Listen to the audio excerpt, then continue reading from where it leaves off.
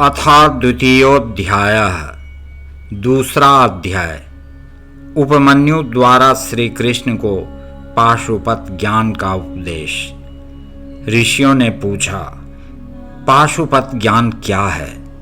भगवान शिव पशुपति कैसे हैं? और अनायास ही महान कर्म करने वाले भगवान श्री कृष्ण ने उपमन्यु से किस प्रकार प्रश्न किया था? वायुदेव, आप साक्षात शंकर के स्वरूप हैं, इसलिए ये सब बातें बताइए।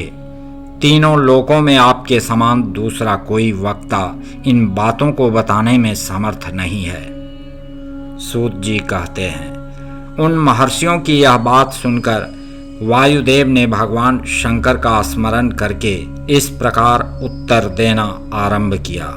वायुदेव बोले, पूर्व काल में साक्षात श्रीकंठ भगवान महेश्वर ने देवी पार्वती से उत्तम पाशुपत ज्ञान कहा था। विश्व योनि विष्णु रूप श्री कृष्ण ने उसी को उपमन्यु से पूछा था। तब मुनि उपमन्यु ने श्री कृष्ण को देवता आदि के पशुत्व तथा शिवजी का उनके पति होने के विषय में जैसा उपदेश किया था उसी को मैं संक्षेप में बताऊंगा। आप लोग सावधान होकर सुनिए। वायुदेव बोले, महर्षियों, पूर्व काल में श्री कृष्ण रूपधारी भगवान विष्णु ने अपने आसन पर बैठे हुए महर्षि उपमन्यु से उन्हें प्रणाम करके न्याय पूर्वक यों प्रश्न किया। श्री कृष्ण ने कहा, भगवान, महादेव जी ने देवी पार्वती को जिस दिव्य पाशुपत ज्ञान तथा अपनी संपूर्ण विभूति का उपदेश दिया था, मैं उसी को सुनना चाहता हूँ। महादेव जी पशुपति कैसे हुए? पशु कौन कहलाते हैं? वे पशु किन पाशों से बांधे जाते हैं और फिर किस प्रकार उनसे मुक्त होते हैं? महात्मा श्री कृष्ण के इस प्रकार पूछने पर श्रीमान उपमन्यु ने महादेव जी तथा देवी पार्वती को प्रणाम करके उनके प्रश्न के अनुसार उत्तर देना आरंभ किया। उपमन्यु बोले, देवकी नंदन, ब्रह्मा जी से लेकर स्थावर पर्यंत जो भी संसार के वशवर्ती चराचर प्राणी हैं, वे सब के सब भगवान शिव के पशु कहलाते हैं और उनके पति होने के कारण देवेश्वर शिव को पशुपति कहा गया है। वे पशुपति अपने पशुओं को मल और माया आदि पाशों से बांधते हैं और भक्ति पूर्वक उनके द्वारा आराधित होने पर वे स्वयं ही उन्हें उन पाशों से मुक्त करते हैं। जो 24 तत्व हैं, वे माया के कार्य एवं गुण हैं, वे ही विषय कहलाते हैं।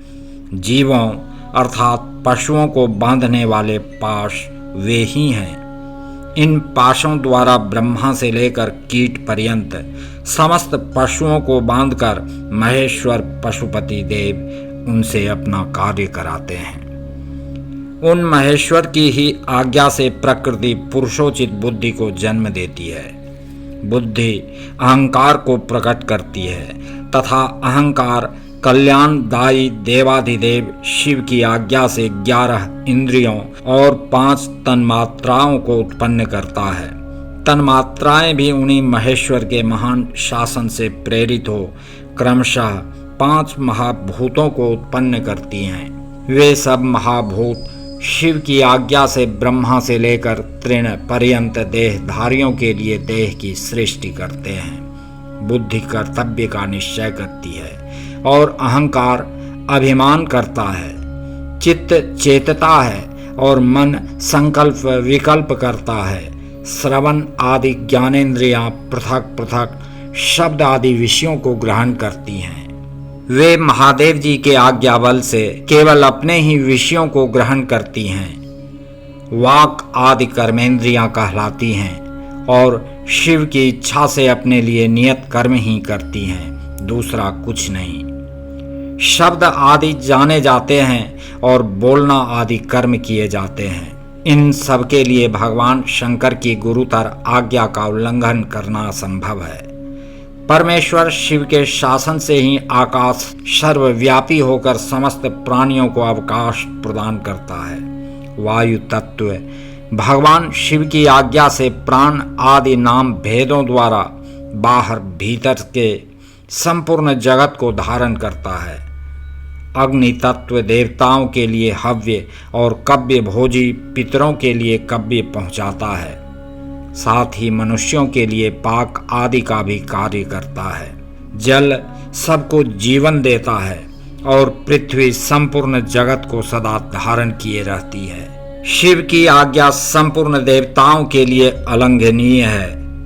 उसी से प्रेरित होकर देवराज इंद्र देवताओं का पालन, दैत्यों का दमन और तीनों लोकों का संरक्षण करते हैं।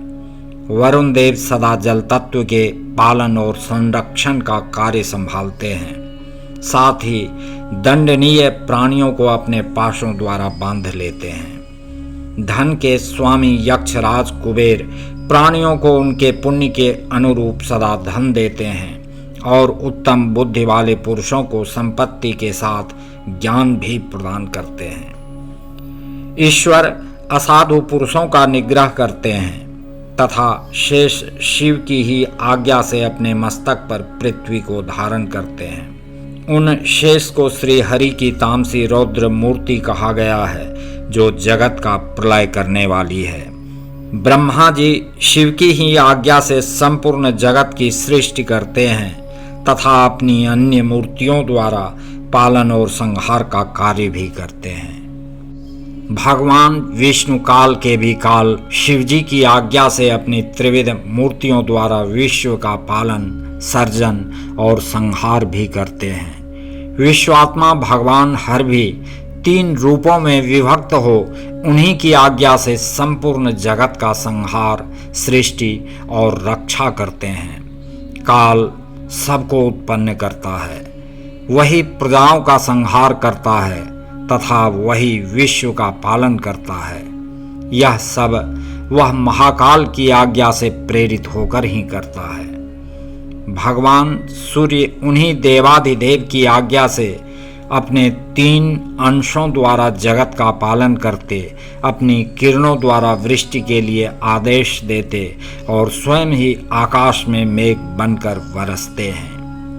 चंद्रभूषण शिव का शासन मानकर ही चंद्रमा औषधियों को पोषित और प्राणियों को आह्लादित करते हैं। साथ ही देवताओं को अपनी अमृतमयी कलाओं का पान करने देते हैं। आदित्य, वसु, रुद्र, अश्विनी कुमार, मरुदगण, आकाशचारी ऋषि, सिद्ध, नागगण, मनुष्य, मृग, पशु, पक्षी, कीट आदि स्थावर प्राणी, नदियाँ, समुद्र, पर्वत, वन, सरोवर, अंगों सहित वेद, शास्त्र, मंत्र, वैदिक स्तोत्र और यज्ञ आदि, कालाग्नि से लेकर शिव पर्यंत भुवन, उनके अधिपति, असंख्य ब्रह्मांड, उनके आवरण, वर्तमान, भूत और भविष्य, दिशा, विदिशाएं, कला आदि काल के भिन्न भिन्न भेद तथा जो कुछ भी इस जगत में देखा और सुना जाता है वह सब भगवान शंकर की आज्ञा के बल से ही टिका हुआ है। उनकी आज्ञा के ही बल से यहाँ पृथ्वी, पर्वत, मेघ, समुद्र, नक्षत्रगण, इंद्रादि देवता, स्थावर, जंगम अथवा जड़ और चेतन सबकी स्थिति है। उपमन्यु बोले, हे कृष्ण, अगणित लीला कृत्य करने वाले भगवान शिव की आज्ञा शक्ति से संपन्न हुए कृत्य अतीव अद्भुत हैं। तब उन्होंने उस तृण को काटने के लिए अपने वज्र से अन्य वज्र को उत्पन्न करके जैसे तैसे छोड़ा, पर तृण से टकराकर वह वज्र तिरछा होकर उनके आगे गिर पड़ा। तदनंतर अन्य महाबली लोकपाल भी उस तृण को उद्देश्य करके अपने हजारों अस्त्र चलाने लगे। उस समय प्रलय उपस्थित होने की भांति महान अग्नि प्रज्वलित हो उठी, भयंकर हवा चलने लगी और समुद्र बढ़ने लगा। हे कृष्ण, इस प्रकार देवताओं के द्वारा यत्न पूर्वक किए गए सभी उपाय यक्ष के आत्मबल से व्यर्थ हो गए। तदनंतर देवेंद्र ने कुपित होकर यक्ष से कहा, आप कौन हैं तब उन देवताओं के देखते देखते वह यक्ष अंतर्धान हो गया। इसके बाद दिव्य आभूषणों को धारण की हुई पवित्र मुस्कान वाली देवी हेमवती आकाश मंडल में प्रकट हुईं। उन्हें देखकर इंद्र आदि देवता विस्मय में पड़ गए और उन्हें प्रणाम करके पूछने लगे कि यह विलक्षण यक्ष कौन था। तब उन देवी ने मुस्कुराकर कहा, वे आप लोगों के लिए अगोचर हैं, अर्थात आप लोगों की दृष्टि से परे हैं।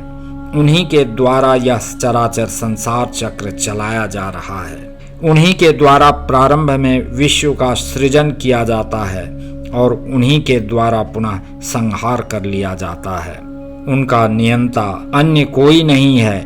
उन्हीं के द्वारा सब पर नियंत्रण किया जाता है।